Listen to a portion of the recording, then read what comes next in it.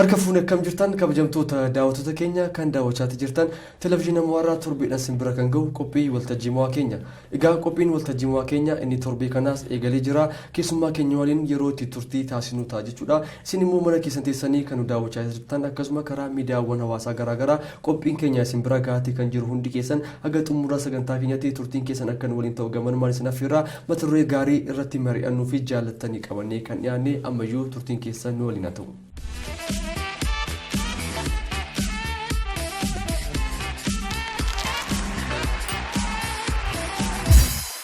Deebineerraa kabajamtoota daawwattoota keenya egaa kan jalqaba jedhee asitti istiidiyoo keenyatti keessummaan na biratti argamu mata duree irratti waliin mari'annuu qabna jechuudha. Akka mata dureetti har'a kaasnee kan irratti mari'annu mootummaadhaa fi waldaa kiristaanaa yookaan immoo state and church waan jedhu irratti waliin kan mari'annu ta'a jechuudha. Kan immoo akka waliin mari'annuu fi keessummaan har'a na biratti argamanii obboleessa yookaan immoo tajaajila Ashannaa fi Qananii jedhamu Heaven Farm Ministeriitti daayirektara ta'anidha. Tajaajilaati hojii waaqayyoo hojjechaatti kan argamanii egaa mata duree kanarratti waliin kan mari'annu ta'a. Isinis immoo ammayyuu turtiin keessan akka nu waliin ta'u gamanumaan isin affeerra. Obboleessa yookaan tajaajila danda'ama miti? Danda'ama. Ashannaa fi Qananii yamamaa taatee istiidiyoo keenyatti argamtee yaada nu waliin qooduudhaaf yeroo kee irraa aarsaa gootii nuuf laatte fi maqaa daawwattoota kiyyaatiin galanni kiyya guddaadha. Aanaa dhufuu baga nagaadhaan dhufte. Baga nagaadhaan beektan galatooma. Gama akkan jalqaba jedhe mata dureewwan tokko tokko irratti kan waliin mari'annu ta'a. Yaada tokko tokkoon kaasnaa. Isa dura garuu galumsaaf akka nu ta'u akkan jalqaba jedhe Heaven Farm Ministeriitti daayirektara taatee hojjetta. Ministeriin keessan kun immoo keessattuu mishinii mobilaayiz gochuu irratti mishinii kakkaasuu wangeela babal'isuu irratti namoota baay'ee biraan ga'uu barattoota dargaggoota waliin akka hojjettananis beeka. Egaa hojii akkasii hojjettu mee hojichi akkamitti jirtu mee amma haala koronaa kanaanis wal qabatee? Heaven Farm Ministeriin egaa waggaa 5 darbaniif Oromiyaa irratti hojii baay'ee gurguddaa yoo taates waan baay'ee hojjechaa turanii. Iddootti fookasii go'ee wayii dammoo giddu galeessa hojiinsaa mobilaayizeeshinii kaka'umsa uumuu yoo waldaa Oromiyaa keessa jirtu kaka'isa uumuu dandeenyaan biyyattii kana wangeelaan dhugaan gahuun hin danda'ama jenneetu amanna akka ministirii keenyaatti. Anis isa gaggeessuun hin tajaajila focus areaansaa waan yartuun jedhamne baay'ee waan hojjetamuu jiruuf waan baay'ee hojjenneyyuu garuu waan hin hojjetamne Oromiyaa keessa waan baay'een ijaajiruuf waan yartuun jedhamne hojjechaa turre iddoo giddu galeessa isaa tajaajilli kuni waldaa keessa kan jiran gaggeessitoota akkasumas immoo potentiaalii kan qaban Gooftaa Yesuus Kiristoosiin amananii iddoo garagaraatti hojii adda addaa warra hojjetan isaaniin mobilaayiz gochuu kaka'isa uumnee biyyattii kanas East Afrikaas wangeelaan dhugaan haqaan waldaan kiristaanaa akka isheen geggeessitu gochaa turre. Inni lammaffaa focus areaan mana barumsaa giddu galeessaa fi yuunivarsiitii kan jiran akkasumas immoo ijoollee dargaggoota Oromiyaa irra jiran waggaa 4 darbaniif mobilaayizii goone waan baay'ee akka isaan baratan akka isaan dhugaa beekan goone treeningii gurguddaa laannee gaggeessummaa irratti evangelizimii wangeela akkamitti akka gahuu danda'amu mishiinii irratti wayii dammoo hojii mishiinarii irratti akkamitti ijoolleen kun biyyattii kanas East Afrikaas akkamitti akka gahuu qaban gochaa turre. Anis amman beekutti dargaggoota baay'ee yeroo leenjistan beekaa.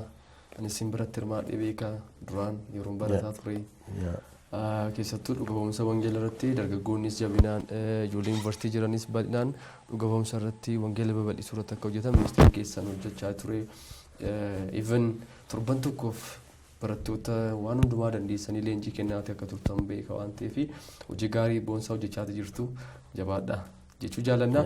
Egaa gara mata duree keenyatti deebina gamanumaanii akkan jalqaba jedhee biyya yookaan immoo karaan biraa mootummaadha state yeroo jennu mootummaadha fi waldaan kiristaanaa maal fakkaata hidhanni isaan qaban yookaan immoo relationship isaanii walitti dhufeenyi isaanii maal fakkaata kan jedhu irratti waliin kan mari'annu egaa mee jalqabaaf akka nu ta'u state gaafa jennu yookaan immoo mootummaa gaafa jennu mootummaan pirezidentis miti prime ministeris miti sirnuma jiran walii galadha jechuudha. Kanaaf isteetii jechi jedhu an bakka bu'u mootummaa jennee akka nu barree nama tokkotti namni mootummaa gaafa jedhu nama tokko kan nama dhuunfaa yookaan geggeessummaarra namoota jiran duwwaa akka ilaalan kana miti isteet yookaan immoo mootummaa yeroo jennu hoggansummaa achi keessa jiru hundumaa biyya tokko keessa jiru hundumaa mootummaa jiru hundumaadha wal qabatu mitire. Kanaaf mee isa wajjin hidhatti waldaa kiristaanaa relationship walitti dhufeenyi waldaan qabdu mootummaa biyya tokko wajjin yookaan biyyuma wajjin hidhanni qabdu maal fakkaata kan jedhu meenuu kaasi. Egaa akka beekamu akkuma beekamu kitaabni qulqulluun kakuu haaraattis kakuu moofaattis biyyaan lafaa gaggeessaa mataa ishee akka isheen qabdu akkuma diiramati jette sirna mataa ishee akka isheen qabdu hin beekama. Lammaffaan immoo gaggeessaa hundumaa the king of king akkuma jedhamu unimmoo king of kingitti amanna horri gooftaa Yesuus Kiristoositti amannu gooftaa Yesuus Kiristoosi bitaa mootota hundumaati bitaa sirna hundumaati. Kanaafiyyuu unimmoo isaaf ajajamnee ambaasaaddarii isaa taanee biyya lafa kana keessatti jiraanna jechuudha. Kanaafi kana lamaan gidduutti olii galteen wayi dagmoo wal fudhachuu wal simachuu dhiisuu danda'a jechuudha. Waan wal simanne kana keessatti kiristiyaan akkamitti jiraachuu danda'a? Akkuma sagaleen Waaqayyoo jedhu biyyaan lafaa kunii dhugaa Waaqayyoo karaa Waaqayyoo irraa duubatti kan deebite karaa mataa ishee evil wayi dammoo hamaa ga'ee akkuma jennu waan akkasii kana keessa jira.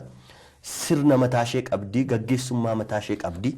Unis immoo kanuma keessa akka jiraannu gooftaan fedha isaatii waamicha isaas kanuma keessa akka jiraannu nu godhe. Kanaaf nuyi gaafa jiraannu akkamitti jiraachuu nurra jira. Mootota lamatu jira waydammoo sirna lamatu jira.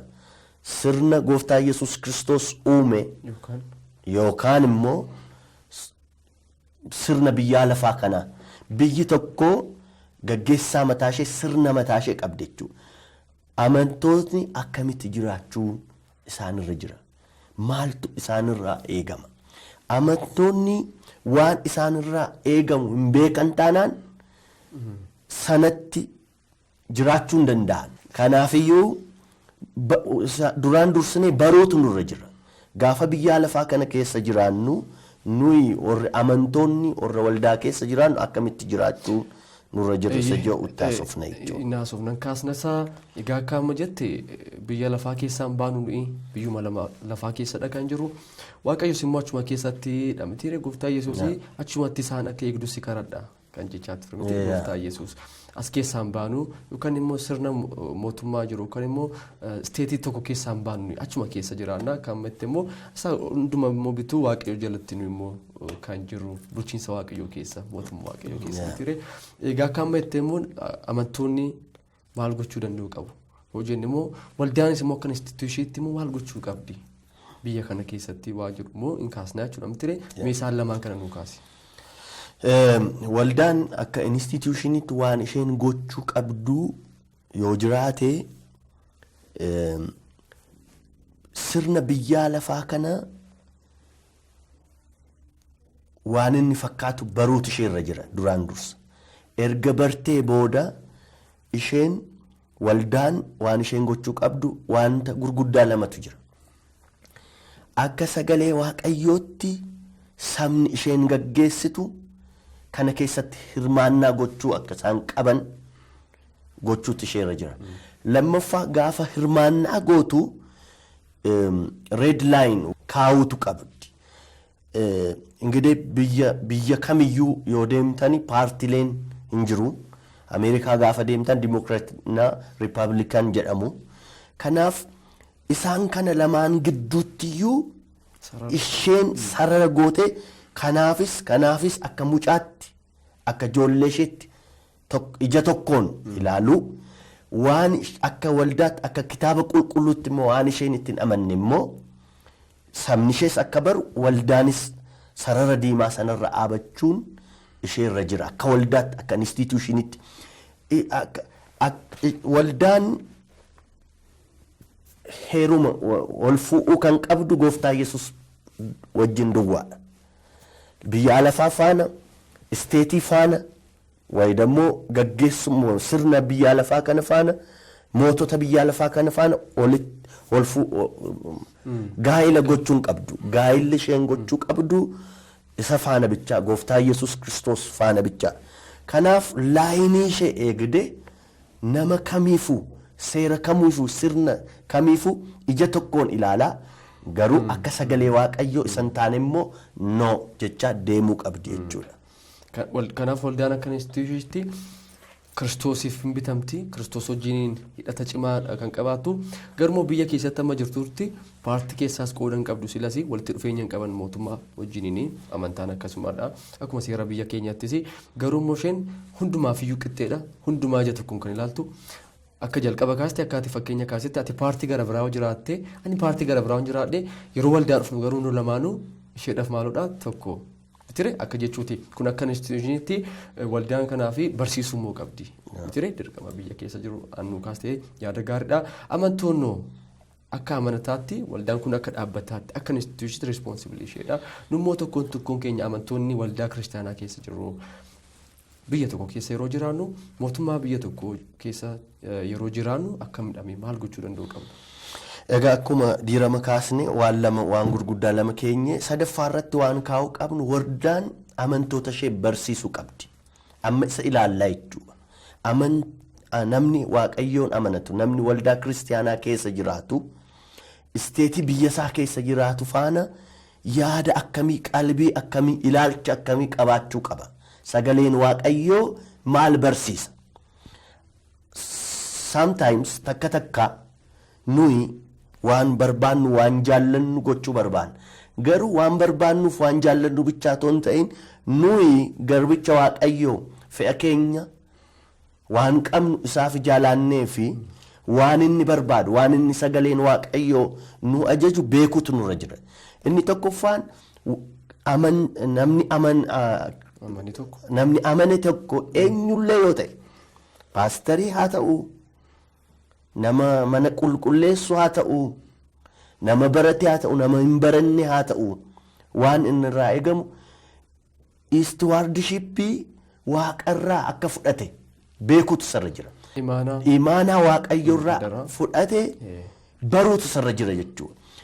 Yoo namootni biyya gaggeessan namoonni waldaa gaggeessan namoonni farankaa qaban soroman yoo si fudhatu didanillee yoo si machuu didanillee isa waaqaaf lafa uume isa hundumaa bitu mootota hundumaa beektota hundumaa teknoolojii hundumaa waan biyya lafaarra jiru hundumaa isa bitutu imaanaa sitti laattate jechuudha.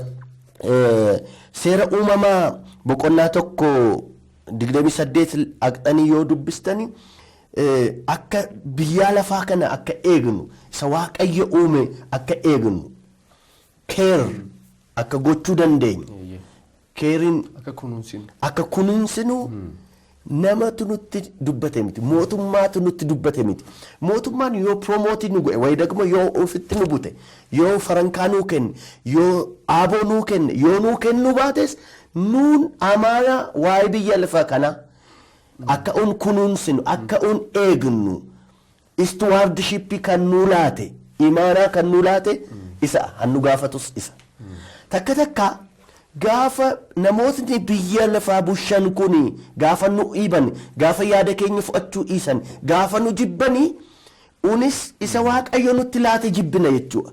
Be careful. Daabloos yeroo hundumaa waan waaqayyo nutti laate isa nurraa fudhachuu barbaada. Namaan mootiin ta'uu danda'a. Namoota as galin jettaniin ta'uu danda'a. Identitiin qabne ta'uu danda'a. Waaqayyotu biyyattii kana akka kunuunsinu waaqayyotu nu kenna. Waaqayyo kun eenyu? We have to define this. Yoo kanan beeknu ta'e namoonni aaboo qaban nu sodaachisuu danda'u jechuudha. Namoonni farankaa qaban identitii keenya nurraa fudhachuu danda'u jechuudha. So waaqayyotu natti laate anar eenyullee narraa fudhachuu hin danda'u jennee baay'ee konfirmid kan ta'e laphee jabeenya kutannoo qabaachuutu nurra jira jechuudha. Lafa kana kan uume waaqayyo, abbaan lafa kanaa waaqayyo, eenyuunillee kan akka inni jiraatu godhu isa. Kanaaf isa amanuutu nurra jira. Boor waaqayyo jaanu gaafatuuf imaanaa kana waaqayyo irraa fudhadhe jedhee namni waaqayyotti amanan, namni waldaa kiristiyaanaa keessa jiru eenyullee kana baruu isarra jira. Nam tokko baay'ee na kolfisiisu bara kootti.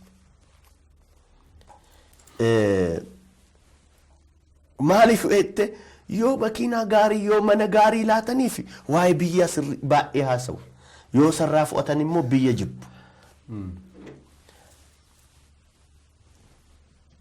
Amnes argannes kabajamnes kabajamnuu baannes imaanaa kan nutti laattate warra biyya bulchan miti. Isa waaqaaf lafa uume gooftaa Yesuus Kiristoos waaqayyoo gooftaatu nutti laate. Kana banuu kiristiyaanarra jira. Kana yoo barree hamaa namoota identitii hin qabne, namoota beekumsa hin qabne, namoota garaa isaaniif jiraatan dura darbine biyyattii kana gaggeessuu dandeenya jechuudha. Yoo nu kabajanis yoo nu kabajuu baatanis waaqayyotu natti kenneenatti. Saba kana waaqayyotu natti kenne, lafa kana waaqayyotu natti kenne, waldaa kana waaqayyotu natti kenne. Eenyullee yoo na jaallate, eenyullee yoo na jibbe, inni na jaallatee natti kenneera, inni na amanee natti kenneera. Imaanaa naaf baay'isawee waaqayyo waan guddaa nutti laate. Waaqayyo amallisaa amanuu jaa ta'eef amanii nuti. Amanummaa isaa gatuu nurra hin jiru jechuudha. Istiwaardishippiin akka nurra jiru yeroo hundumaa baruu qabnaa, hojjechuu qabnaa, qo'achuu qabnaa. Baay'ee gadi fageenya yaada gadi fageenyaati kun. Kanaafuu kiristaanni tokko waa'ee lafa kanaa waa'ee biyya kanaa dirqama qaba. Dirqamni kun immoo waaqayyo biraa kan kennameefidha. Ana biraa qaba. Inni lammaffaan baay'ee xiyyeeffannee ilaaluu waan nurra jiru inni lammaffaa kadhachuudha. Xiimotewos tokkoffaa lamarra gaafa ilaaltanii waaqayyo waan inni gadi fageenyaan nutti himu sagalee kanarratti hin argina jechuudha. Inni tokkoffaa namoota hundumaaf kadhachuun akka nurra jiru. Namoota hundumaaf kiristiyaanni tokko biyya tokko keessa gaafa jiraatu namoota hundumaaf isa jaallatuuf, isa jibbuuf, isa beekuuf, isa hin beekneef. Political ideology faallaa ta'e qabaachuu danda'a. Isaaniifillee kadhachuu akka qabu sagaleen kun hin barsiisa jechuudha. Namoota hundumaaf eenyullee ta'uu danda'a. Lammaffaa isa obboleessa keenya ajjeesallee yoo ta'e namoota biyya bulchaniif godaa hamma gubbaa isaaniif maaliif kana gootaa jettee yoo gaafatte achumatti deebisa. Nama si jibbu, nama si ajjeesu, nama yaada kee hin fudhanne maaliif kadhatta? Kiristiyaana yoo amantaa nama amanattu taane fe'a keenya, beekumsa keenya, humna keenya miti handuuka buun sagalee waaqayyooti. Namoota jaroota kanaaf yoo hamaa ta'an illee kadhachuun nurra jira. Maaliif yoo sumaaf jedha deebise tasgabbiin akka jiraattaniif, nagaan akka jiraattaniif, haqa way justice inni lafa kana irratti akka bu'uuf namoonni baay'ee saayinsiin, teeknooloojiin afa qallaaxxee ta'an nagaama waan nuu fidan nutti fakkaata. Fiduu hin danda'ani sagaleen waaqayyo. Nagaan, haqni, dhugaan akka uf yoo barbaaddan namoota hundumaaf kadhadha. Namoota hundumaaf yookaan immoo namoota biyya bulchan isuma uni jibbinu jechuudha. Takka biyyuma kana keessa namoota gaggeessan gaafa waa'ee isaanii yaadan ani makiinaa otoon ofuullee nan boha. maaf akkas ta'uu jaa. Isaaniif iyyuu ka'achuu qabda shannaafi jedha sagaleen Waaqayyo. Ani bara jireenya kootti haqa dubbachuun jaalla. Waa'ee jastisii lallabuun jaalla. Idduma nama ajjeesan namatti fakkaatutti konfiraansii guddaatti illee kanumaan dubba yeroo baay'ee. Inni kun hundumtuu nurraa eegama. Waan baay'ee nurraa eegama. Sagaleen Waaqayyoo garuu namoota aayidolojiin isaanii, yaadni poolitikaa isaanii, yaadni isaanii yaada keessan alaan ta'ellee yoo ta'an isaaniif illee maal gochuu qabdu? Yookaan isin mataan keessan tasgabbii hin qabdanii. Yoo isaan kadhatanii isaan tasgabbaa isin tasgabbuuftu. Tasgabbii barbaannaan, haqa barbaannaan, dhugaa barbaannaan kadhachuu qabdu. Yaada baay'ee gaariidha. Dirqama yookaan immoo imaana Waaqayyoon nutti kenne beekuu qabna. Kaamantootatti jennee lammata immoo kadhachuu qabna. Yeroo kadhannu garuu nama hundumaaf. Nama hundumaaf hin kadhanne ofii keetiif nagaa argachuuf kadhadhu. Kanaaf yaada gaggaarii baay'ee nu kaastee kanaaf akka amantootatti dirqamoota keenyadha kuni yeroo biyya tokko kan isteetii tokko mootummaa tokko keessa jiru wantoota kana gochuu danda'u qabna akka dhaabbateettis wantoota baay'ee kaasneerra waan ta'eef eegamee immoo yaada tokko kaasna yoo caal jenneeoo yoos kadhachuus dinneeoo yookaan institushiniin yookaan waldaan akka dhaabbataatti soo caal jette amantoonni soo caal jenne biyya tokko keessatti maaltu uumama? Egaa akkuma asirraa argaa jirru kanarratti tasgabbiitu ta'a yoo kadhannu nagaatu ta'a na haqatu dhugaatu mul'ata jenneerra miti. Yaada afuura dhugaa jireenya afuura dhugaatis immoo mul'ataa jira. Amma akkuma agarruyyuu waa'ima buddeenii waa'ima guddaa ta'uu waa'ima dibatamuu waa'ima instituushinii gurguddaa waa'ima guddaa ta'uu waa'ima cabsuu haasofna malee waa'ee biyyaa waa'ee namaa waa'ee waan nutti laatame Waaqayyo waan nutti laatame yeroo hundaa hankadhannu jechuudha. Kanaaf yoo kadhattanii afuuraan illee gadi fageenyaan namoota aabattu taatu ta'e namoota afuuraan gadi fageenye namoota dhugaan gadi hin fageenye namoota haqaan gadi hin fageenye waanuma xinnoo yoo argatan namoota jijjiiraman maaliif yoo afuuraan gadi fageenya hin qabne jechuudha. Yoo kadhachuu ifne shortly kadhannaan keenya akka sagalee Waaqayyootti nama hundumaaf nama jaallannuuf jibbinuuf nama nu simate nama nu simanne hin kadhannu yoo ta'e amma waanuma argaa jirru kanatu ta'a jette tasgabbiin hin jiru dhugaan hin jiru namni hundumtuu mana isaa cufatee bu'aa tokko tokko sodaata tokko tokko ajjeesa jechuudha. Kanaaf kadhachuun namoota gooftaa Yesuus Kiristoos irratti amanan bu'uura jechuudha. Kana underline gochuu qabna natti fakkaata. Kadhachuu danda'u qabna ocal jennee wantoonni baay'een hin badu kadhachuu duwwaa miti miti nama kaaniif haqa ibsuu irratti dhugaa jiru dubbachuu irratti akkamidhaan waldaa keessa teenyee barmaatileen nu qabdu kan tirendiin keenya maal fakkaatame dhugaa haqa dubbachuu irratti mee waan bu'uuraati. Haqa dubbachuun keessaa baha. Jireenya keessaa baha. Jireenya gadi fageenyaa jireenya dabarsee of laachuuf qophaa'ee hin qabnu taanaan ergamaa Waaqayyoo ta'uu isne ergamoota nama birrii qabanii ergamoota nama biyya gaggeessanii ergamoota faayidaa namaa laatanii taana jechuudha. Haqa dubbachuun keessaa baha jechuudha. Sagalee Waaqayyootti Old Testament, New Testamentittis yoo ilaalte kakuu haaraa kakuu moofaattis Daani'el 5 irratti aqxee otoo dubbiste bara Bilxaasoor ture sanatti wanti baay'een badeera jechuudha. Manni Waaqayyoo keessa isa jiru mana Waaqayyoo keessa isa hin jirreef kaan walitti makameera. Ihe proud ta'uu uf tuuluu eenyu anaan na aabuu danda'a yaanni akkasii gaggeessummaan akkasii wanti gurguddaatu happenii ta'ee ture. Garuu Daani'el ufee paabliikii fuulaan fuulatti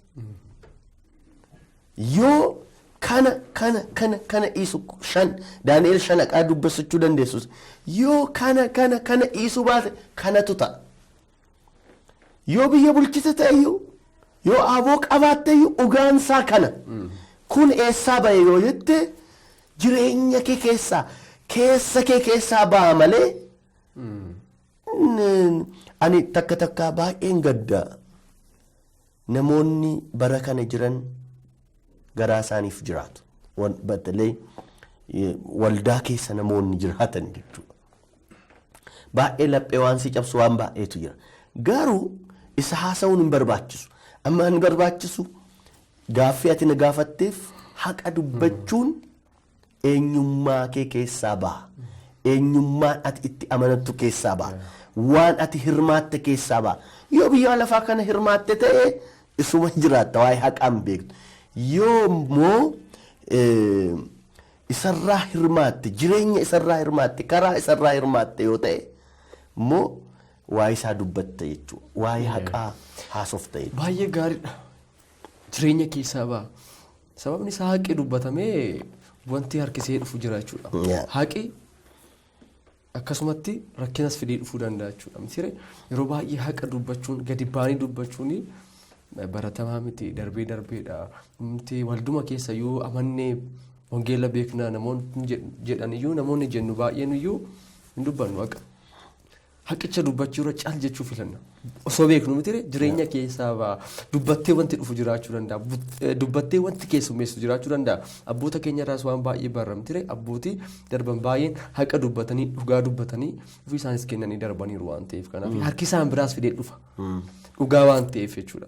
Garuu immoo hafee nafu haqi immoo hafee nafu hin ba'a. Yaa tokko miti dhumatu caal jedha malee karaa biraan ba'a jechuudha.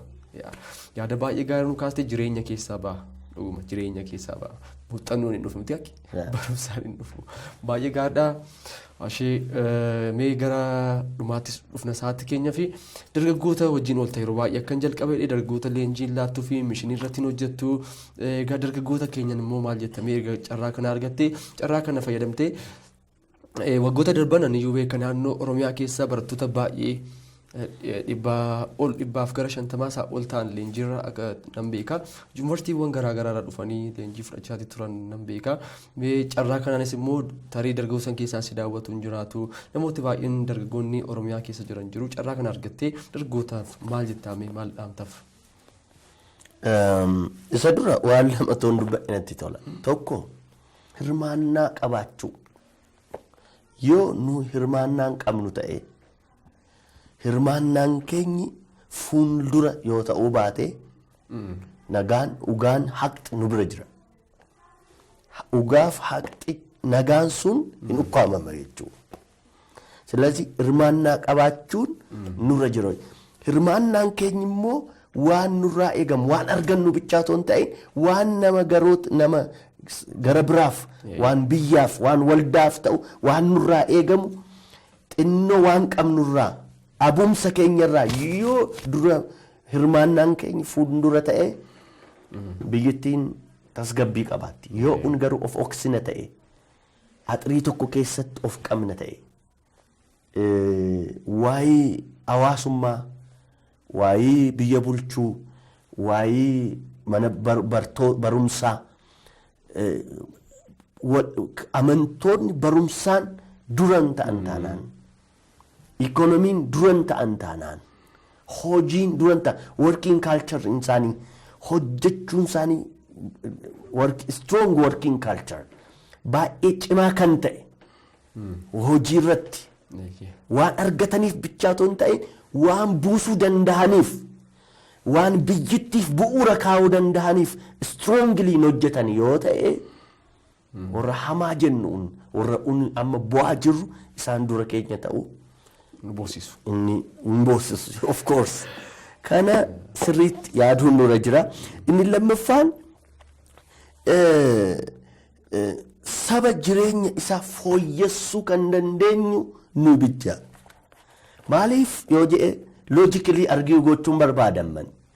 Maaliif yoo jenne nuyi jireenyi keenya asitti jalqabee asitti uumamti. Kanaaf waan hojjennu hundumaa asitti akka nu respoonsii asitti akka argannu yaannu yeroo hundumaa. Nyaannes nyaachuu baannes argannes argachuu baannes gaaf tokko gooftaa Yesuus Kiristoos ufee akka nu fudhatu hin beekna. Gaafas immoo fuula isaa duratti ifa guddaan, nagaa guddaan, beekamtii guddaan Waaqayyo dura akka dhaabannu hin beekna. Kanaaf sabni tokko akka inni jijjiiramu fooyyee akka inni argachuu kan gochuu dandeenyu nuyi jechuudha. Kanaaf waldaan kiristaanaa kana shanan irratti kiriitikali yaaduu qabdi. Keellaa ishee keessaa bahuu hin dandeenye akkuma amma argaa jirru ergamtoota biyya lafaa, ergamtoota gaggeessota biyya lafaa, ergamtoota sirna biyya lafaa taanee gaafa gooftaan dhufuu waydammoo jenereeshinilii hin gaafatamna. Itti gaafatamummaa guddaan nutti dhufa. Waldaan kiristaanaa nama saksasarii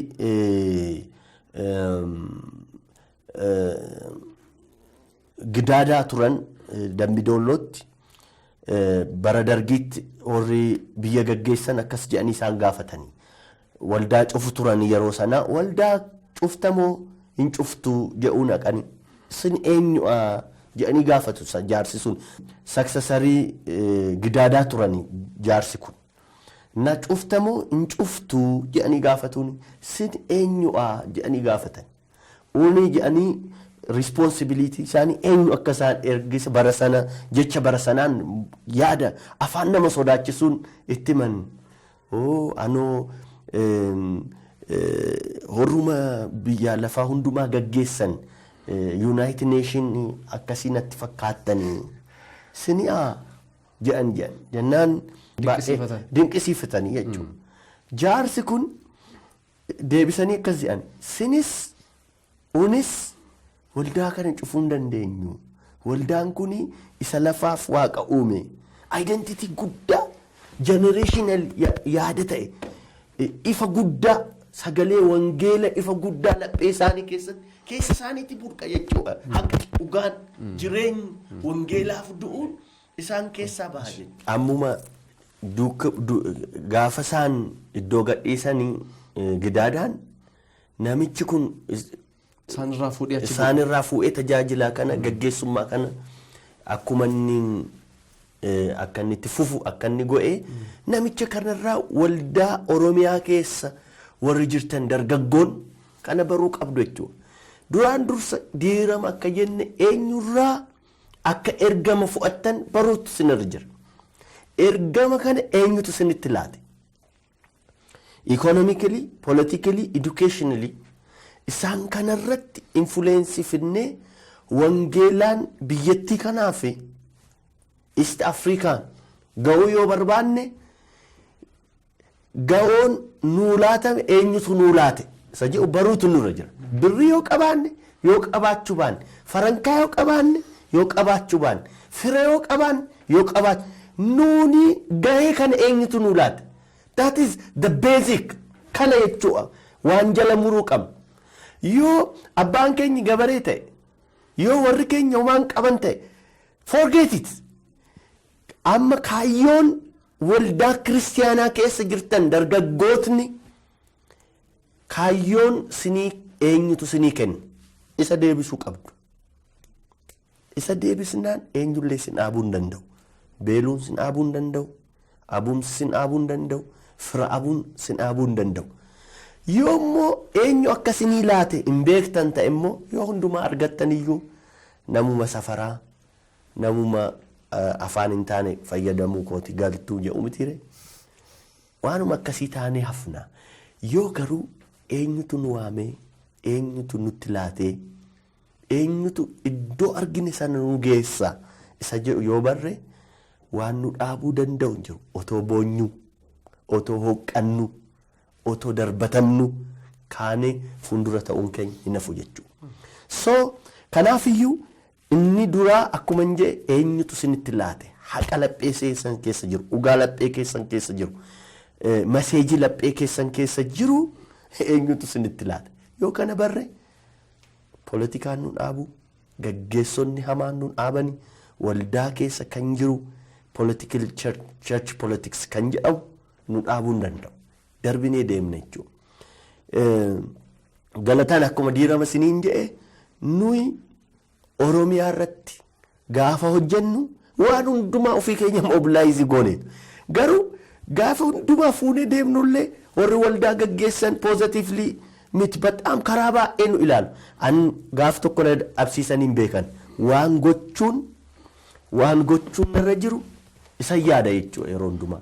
Kanaafiyyuu sinis waan gochuun sinirra jiru isa yaaduutu sinirra jira malee waan karaa keessan irra sin mudatu isa yaaduu isarra dhaabachuun sinirra hin jiru. Akkuma beekamu sareen gaafa safararra deemtan manuma keessaa iyyiti. Yoo sheerra dhaabattanii ilaaltanii iddoo ga'u agaa darbattanii wayi nama rukuttuu wayi abbaan saree isinitti dhufaa waan biraa keessa keeroosii guddaa wayi jeeqama guddaatu isinitti dhufa jechuudha. Karaa keessan iddoo ga'uu qabdan isa ilaaluu sinirra jira. Waan lama jedhee dubba'een fixa. Dargaggoon waldaa kiristiyaanaa Oromiyaa keessa jirtan. Waldaan kiristiyaanaa Oromiyaa keessa jirtu eessa jirtii? Eessa ga'uu qabdii? Eessa jirtii? Eessa ga'uu qabdii? Isan jedhu xiinxaluun bu'uura jechuudha. Baay'ee waan nama dhibu biyyaa lafaa kana parsantiin biiliyoona 3.9 wangeelaan hin tuqamne jechuudha. Waan hundumtuu asirratti mobilaayizii gochuun hin danda'ama jechuudha. Mishinariin kan hin qabne, waldaan kan hin jirre, akka Heavens Farm akkasii kan hin jirre biyyoota baay'eetu jira jechuudha. Namoonni baay'een waldaa Oromiyaa eegaa jiru. Biyyoonni baay'een waldaa Oromiyaa eegaa jiru. Akkuma biyya kaabaa kanallee, Affaariinillee, Somaaleellee yoo fudhattani waldaa Oromiyaa eegaa jiru jechuudha. East Afrikaanillee waldaa Oromiyaa eegaa jiru jechuudha.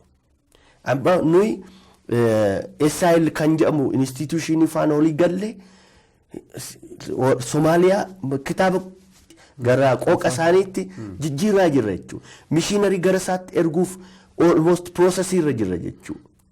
Kanaaf namoonni hundumti keenya kakaanee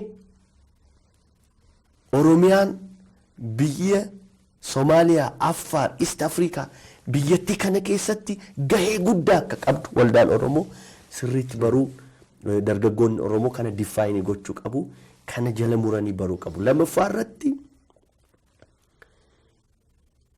dualizimii kun afuura kun foon otoo hin jedhin iddoo hundumaatti qulqullummaan miti ifaa fi ashaboo ta'a jedhe maleenni kun fooni kuni waldaa kun immoo biyya lafaa miti. Biyya lafaa keessa jira, hammina keessa jira, achi keessatti garuu ifa ta'a, ashaboo ta'a, soogidda ta'a. Kanaaf kana yaaduutu nirra jira. Akkamitti teekinooloojii keessatti ifa ta'uu qabnu, akkamitti edukeeshinii irratti ifa ta'uu akka qabnu, akkamitti poolitiksii irratti ifa ta'uu akka qabnu, akkamitti sooshaal rispoonsibiliitii irratti riileeshinshippii irratti akkamitti ifa ta'uu akkamitti akka gaggeessuu qabnu birrii keenya caalaa, beekumsa keenya caalaa,